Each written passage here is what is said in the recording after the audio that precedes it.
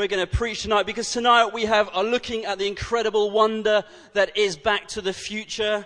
Raise a hand if you've seen this movie. Raise a hand if you haven't seen this movie. What is wrong with you? Seriously, I know that you're young, but come on, guys. Unbelievable. This is possibly one of the greatest movies ever created. And I'm not hyping it up. I'm really not hyping this movie up. It is absolutely brilliant. 1980s classic, which, spurned a trilogy of movies. Back to the Future 1, Back to the Future 2, Back to the Future 3. So, very good names, all of them. 3, growing up, 3 was possibly my favourite. I've got to admit, cowboys, you just got to love cowboys. So, pink cowboy outfits. Who didn't have one of those for a weekend? Anyway, it was an amazing film. It became a cult classic. I was 3 years old when the film was originally released in 1985, the year of birth of my wife, Annie, who's in the baby room, hopefully. She's incredible. So she asked me to just mention her tonight. So she was born in 1985. You can figure out her age.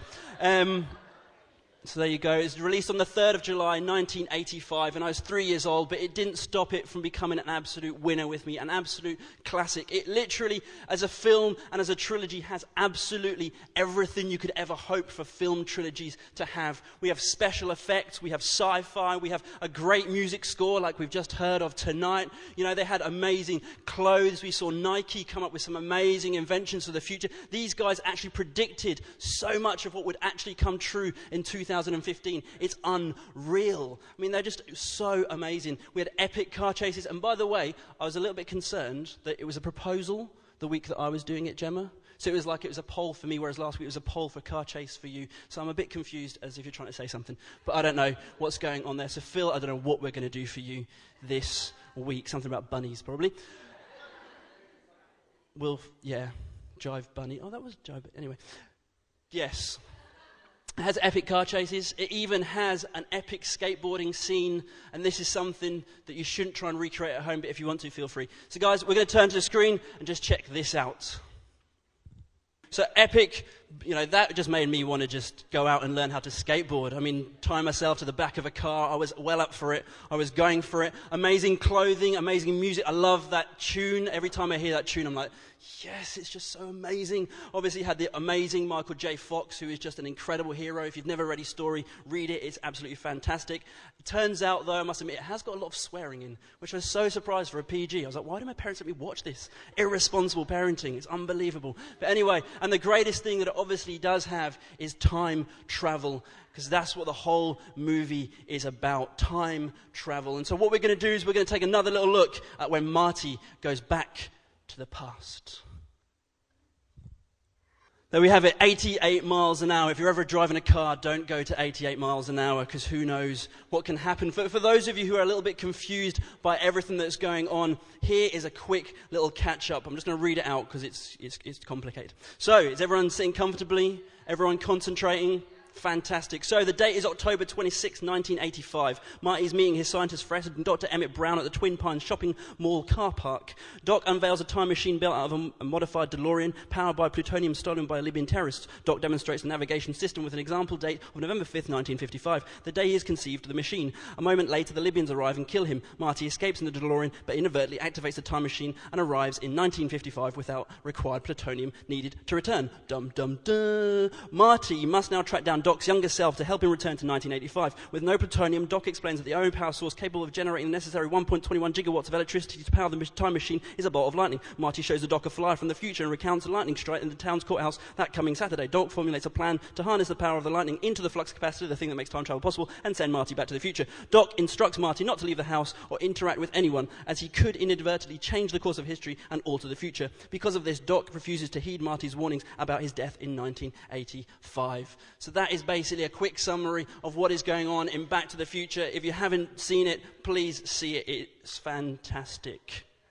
It is fantastic. So now what ensues is a load of different storylines about, Marty inadvertently meeting with people, as we saw in that original clip. The girl who thinks Marty is a dreamboat is actually his mum. She calls him Calvin Klein because he's wearing Calvin Klein underwear and she thinks that's his name. So there's loads of weird little plots that are going on within it. But one of the most notable things within it is actually Marty's desire to let his friend Doc know about what is coming up in 1985, to try and warn him about what the future is going to hold for him, to try and change the course of history, to change the events of what is going to happen in the future. But Doc is refusing to listen to what Marty is trying to say. But Marty is absolutely desperate to warn his friend, to make sure that he can try and change the outcome, to change the history, to change future, to change the storyline, and to change everything once and forever. In one final attempt to change the story, Marty programs the DeLorean to arrive 10 minutes, or to arrive back in 1985, 10 minutes before he originally left. So we're going to see for one final clip and see what happens when Marty arrives back in 1985. Marty has gone through all that current week leading up to him to returning to 1985, desperately trying to change the future, desperately trying to change the outcome of what is going to happen. He's done all that he could. He's tried to tell the doc, but the doc's ignored him. He's tried to write to the doc. He's even tried to use a time machine, which is a great idea, to get back early in order to change the outcome. But as Marty rolls up to the mall, Lone Pine Mall, we discover that actually there is nothing that he can do to change the outcourse of his history. There's nothing that he can do to change it, and the doc himself is actually, unfortunately shot by some terrorists. So Marty, trying everything that he can to do it, and all he does as he arrives there is to watch the same story unfold in front of him, to watch this scenario that he's seen once before play out in front of him, play out over and over again, like some bad movie on repeat. There it is, this storyline unfolding out before him. And I wonder how many of us have ever faced a similar circumstance. Maybe something within our lives. We've tried to change. We want to do things differently, but we seem to end up in the same old situations, in the same old storylines, watching the same old replays of life. The thing going over and over and over again. Like some bad movie stuck on repeat, just going round and round and round. Perhaps it's a pattern of thought or a lack of self-esteem. We've been trying to build ourselves up. We've been trying to think positively about things. We've been trying to read some great books that can help us to build up our self-confidence, but it keep on getting knocked down through situations. Maybe a past mistake that we just don't seem to be able to escape. We can't get away from it. It's the way of doing something. Maybe it's a habit that we can't shake. We've tried time and time again to do something about it. We've tried not to think about it. We've tried to read tips about how to shake our habits. We've tried to work on it, but we don't seem to be able to kick the habit. Maybe a hurt that we've tried to get over once. Maybe someone hurt us and we've been trying to get over it, trying to get through it, but we just don't seem to be able to get away from it. Perhaps it's a financial situation that we've been working hard on, but we don't ever seem to get to the top of it, and we don't ever seem to break through in it. Maybe it's unforgiveness or bitterness within our own lives. We can't seem to let this thing go. As much as we try, as much as we want to, as much as we desire to do, we just don't seem to be able to forgive someone or to forgive ourselves, and we're just left with this thing that we just can't get rid of, no matter how hard we try. We keep on trying to change ourselves in this vain hope that this problem will just disappear. Or that somehow by running away that things will be different this time. Or by hiding behind something else, that the problem will just vanish or disappear. And we're trying, we're huffing and we're puffing and we're doing all that we can do in order to change our situations, to change who we are, to change what is happening within our lives.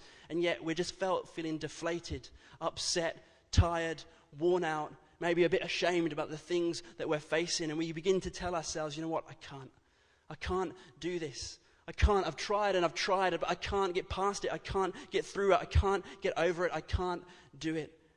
Maybe that's you tonight. Maybe you've been in that place, or maybe you're in that place and you're facing something a problem that you just can't seem to get hold of, and you just can't seem to get away from it. And actually, if you are, I'm sure you're probably in good company, because actually this is a problem that as humanity we've been facing for hundreds of thousands of years. And actually, Paul addresses this very situation in Romans 8 and verse 7. And we're going to read it tonight, starting at verse 15. So if you've got a Bible, feel free to turn to it. If you haven't, it's going to be on the screen. And it says, I don't really understand myself, for I want to do what is right, but I don't do it. Instead, I do what I hate. but I know that what I'm doing is wrong. This shows that I agree that the law is good. So I'm not the one doing wrong. It is sin living in me that does it. And I know that nothing good lives in me, that is in my sinful nature. I want to do what is right, but I can't. I want to do what is good, but I don't. I don't want to do what is wrong, but I do it anyway. But if I do what I don't want to do, I'm not really the one doing wrong. It is sin living in me that does it. Very confusing. But those words, I want to do what is good, but I don't. I don't want to do what is wrong, but I do it anyway. Anyone relate to that one tonight? You know, here is Paul facing this same issue, talking about the same stuff that you and I face on a daily basis. He's trying to change. He's trying to do the right thing, to make the right decisions, to think the right thoughts, but he just doesn't seem to be able to do it.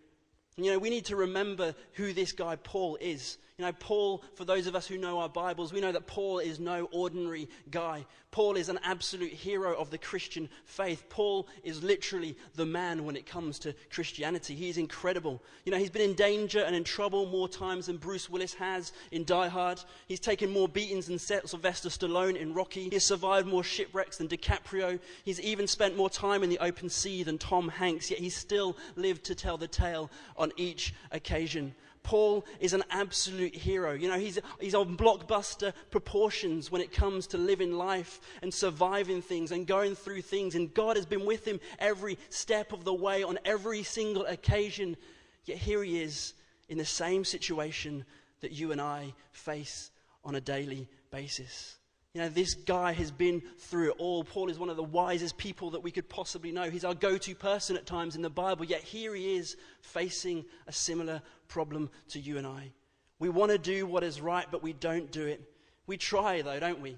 We really, really try. We try books, we try websites, we try handy tips, you know, and if those don't work, we try something else. We distract ourselves, we change jobs, we move homes, we move churches, we move countries, you know, but we still have the same issue and it still persists.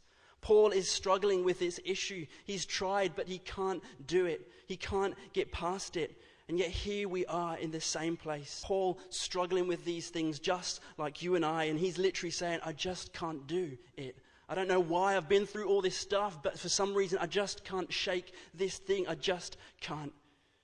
Yet we still try. We tell ourselves, man, this week is going to be the week. This time it's going to work out. This time it really is going to work out. And we try to make feeble attempts at addressing the problem, at improving ourselves, at finding a fresh start. And if that doesn't work, we try to hide our problems away and hope that no one else will notice what's going on. The whole time we're trying to deal with this issue that, frankly, we just don't understand. You know, why is it that we feel this way? Why is it that this is going on in my life? Why can't I change? I can't. Why can't I? I can't. Yet Paul sums it up in verse 15 when he says these words. He says, I don't really understand myself, for I want to do what is right, but I don't do it. Instead, I do what I hate. But if I know that what I'm doing is wrong, this shows that I agree that the law is good. So I'm not the one doing wrong. It is sin living in me that does it. Now, Paul is actually here telling us what the real problem is. We think that the problem and the way that we change the problem is through our effort, through our trying, through our huffing, through our puffing, through our good thoughts, and through whatever it is, or whatever it looks like for you and I. We think that we're bad because we've done something wrong. But the problem, as Paul explains it, is actually who we are. It's not about what we do, it's actually who we are. He goes on in verse 18 to say, I know that nothing good lives in me. That is sin. In my sinful nature, I want to do what is right, but I can't. I want to do what is good, but I don't. I don't want to do what is wrong, but I do it anyway. I don't want to do what is wrong, but I do it anyway. The truth is that none of us have to be taught how to do wrong, to make wrong decisions or wrong choices, or to think the wrong things or to do the wrong things. No one ever had to show us how to do those things. No, it's something that we know to do. It's something that is in us from the very start. As it says, or it advises us in Romans 5 and 12, it says, when Adam sinned, sin entered the world. Adam's sin brought death, so death spread to everyone, for everyone sinned. It's a cheery message, isn't it? Hopefully it'll get better. Some sort of infection, sin spread to all of us. Every single one of us. No one immune, no one, better than it. All of us. And this is the thing about sin. Sin is simply us missing the mark. Missing the mark of God's standards, missing the standards that God so desired for us. And God has always, since the beginning of creation, desired the best for our lives. He's desired that we would have the best lives, that we'd dream the best dreams, that we would, have the best thoughts about our lives, that we'd have the best hopes for our futures, that we'd best hopes for our situations and everything. This has always been God's desire for us. God's, reality's up here, whereas ours, unfortunately, is down here. And we've just missed the mark.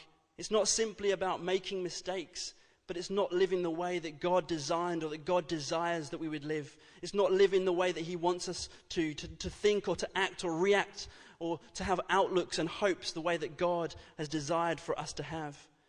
And Paul is saying that sin is a problem. In fact, sin is the problem. Sin is something that we were born into. See, this is the thing about sin. We think that we are sinners because we sin. But in truth, we are sinners, and this is why we sin. Sin isn't something that you did, it is something that you were born into. You were born into a world. It's not something that you did, it's something that we are. The problem is less about what you have done and more about what you have been born into. You were born into a problem, or we were born into a problem that we can't change. And sin isn't something that you do, sin is something, unfortunately, that we are. We can't change, and there is nothing that we can do on our own effort to beat it. It wasn't that thought that we had last week or the thing that we did yesterday. Sin is so much bigger than that. It's who we are. It's in our nature. It's what we were born into. And it's a problem we can't change. It's not without someone or someone bigger than ourselves. Paul later goes on to write, he says these words, "Who will rescue me?" There's Paul feeling very similar to ourselves right now. Well, if this is the fact, if we can't change, if we can't get over this thing, then who on earth is ever going to rescue us? And Paul says these words. He says, "Thanks be to God who delivers me through Jesus Christ, our Lord." In Jesus we are offered a new way of living. When Jesus rose from the dead, He changed absolutely everything. He put an end to the power of sin within our lives and showed us that we can overcome our nature. We don't have to be subject to the impulses and urges, to all our desires and passions. In Jesus, we have the power and the ability to change because He has put an end to sin. Change doesn't start within our own human effort. It doesn't change or doesn't through what I can do or all my trying. But it changes when we begin to turn to Jesus. Paul says in Colossians 3:1-11, it says, "Since you have been raised to new life with Christ, set your sights on the realities of heaven where Christ sits in the place of honor at God's right hand. Think about the things of heaven, not the things of earth, for you died to this life, and your real life is hidden with Christ in God. And when Christ, who is your life, is revealed to the whole world, you will share in all His glory. Christ is all that matters, and He lives in all of us." I love those words of Paul's. He's reminding us of a few things that we ought to know. Number one, we are raised to life. The truth is that when we become Christians, when we say yes to Jesus, Jesus gives us a brand new start. He gives us a new way to live, a new way to think, a new way to look out at life, a new way to face our situations, a new way to face all our fears and our troubles, a new way to face our day-to-day lives. And it's not some sort of upgrade, not some sort of add-on, but a brand new life. It's as though tonight we said to every single person in this place, we want you to exchange your old phones and we've got new phones for you as you leave. God has exchanged your life. It's not some sort of add-on, it's not some sort of update, but it's a whole new change. It's a brand new processing system, it's a brand new cover, it's a brand new everything. And this is what Jesus has done for us. The old way of life, those old thoughts, those old situations that we were involved in, the old way of doing things, the old responses to situations, they're gone. Because Jesus has given us a new life. Isn't it amazing that some of us can walk out from this place and we can try and change. And we've tried to change and we've tried to change. And you know what? In the end, we've said to ourselves, I just can't. And we've accepted that old way of living. We've accepted that old life and that old way of doing things. Yet Jesus, or Paul writes in there, he says, set your sights on the realities of heaven. the realities of heaven, as it goes on to say, where Christ sits in the place of honor at God's right hand. The reality for you and I right now in our situations is maybe that we can't do it on our own, but we have a Jesus who can. Right now, Jesus is the one who is in victory. We're not trying to be new creations. We're not trying to be healed. We're not trying to be whole. We're not trying to be saved. We're not trying to be forgiven, because Jesus has already done all of those things, and that is who we are. You know, if you could change yourself, then Jesus would not be needed. But we can't change, and that's why Jesus came to save us. That's why Jesus chose to die on a cross and to be raised to life again. He came to give you life, and life in all of its fullness, life in all of its abundance. He came to do what we could not do. He came to give us the power to change. We need to understand that tonight we can't change, not on our own, not on our own strength or our own effort or in our own ways. The only way that we can change is to accept the invitation that Jesus gives to us tonight. We need to choose to stop. When we find ourselves getting busy trying to change, when we find ourselves trying to do it on our own strength, we need to stop and surrender to the victory of Jesus. Just to surrender to the new nature that he gives to us. To choose to say, Jesus, I can't, but you can. This needs to be our response. In life, when we face situations, when we face those struggles, when we face those problems, when we're tempted to give up or to give in or to go back to the old way of doing things, we need to remind ourselves, Jesus, I can't, but you can. Change comes when we choose to set our sights on Jesus, when we choose to accept the finished work of Jesus and live according to what it is that he achieved. Don't keep straining and striving to fix the problem based upon your effort, but rather choose to surrender to God and say, Jesus, I can't, but Jesus, you can. You know, the band are just going to play for us. I just want to give you guys an opportunity right now to think about maybe what are some of the problems that you are facing within your life. Have you got to the stage where you've said, I can't, and you've given up, and you're in this place where you're just facing the same storylines? And once the band have finished, you know, we're going to come back and we're going to give you that opportunity to say yes to that invitation that Jesus gives to us. So guys, over to you.